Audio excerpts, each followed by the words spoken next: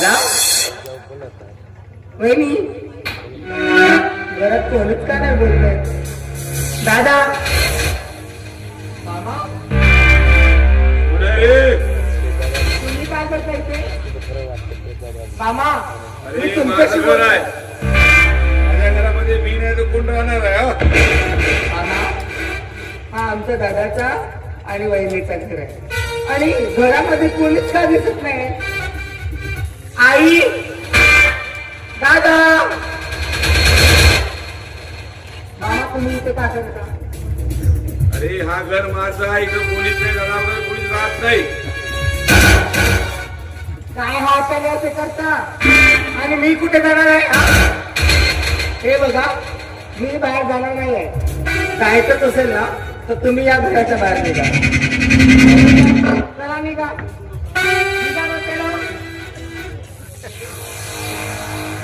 या घरात कोणीच नाही आणि मला सांगतो परत माझा सैतान जागा व्हायच्या पहिलं तू निघून जा निघणार आहे मी निघणार आहे आणि हो निघायचं असेल ना तर या निघायचं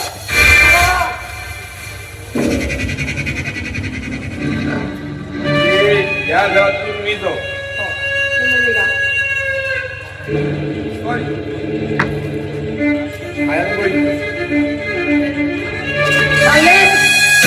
मला मोठा शहाणा देवता मिळता माझ्या पप्पाच्या घरी येऊन मला शहाणपणा दाखवते ना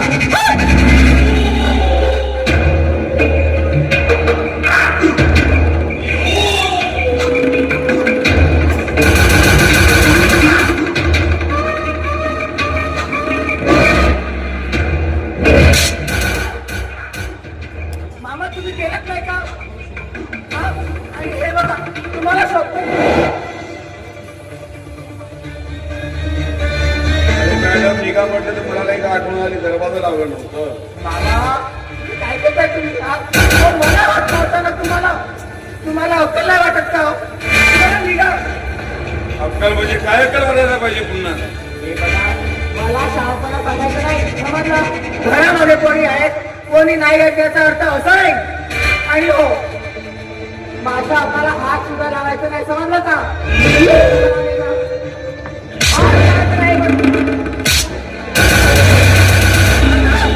मला अंगाला हात लावते माझं जर मला स्पर्श केला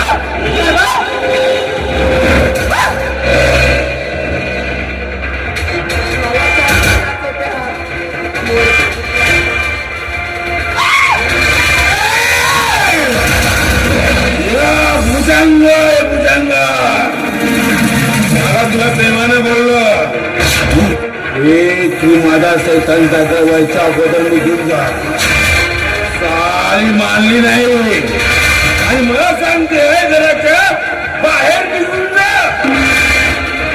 हा घर माझा आहे वाड माझा आहे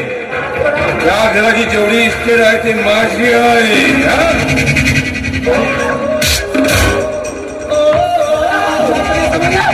आणि हो मी तुमची भाषी आहे मला हात नाही लावत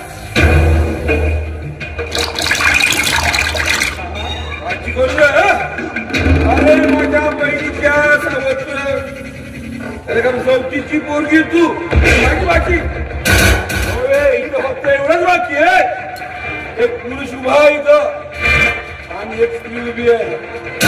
हा पुरुष म्हणजे एक भुकेला पुरुष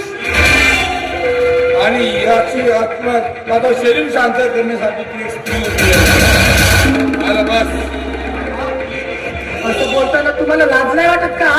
तुम्ही का बोलता कोणाशी बोलता याचा भाग तरी आहे का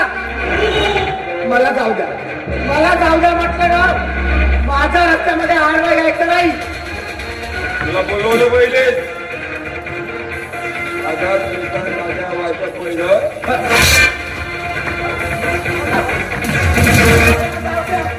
तुमच्या हात करतो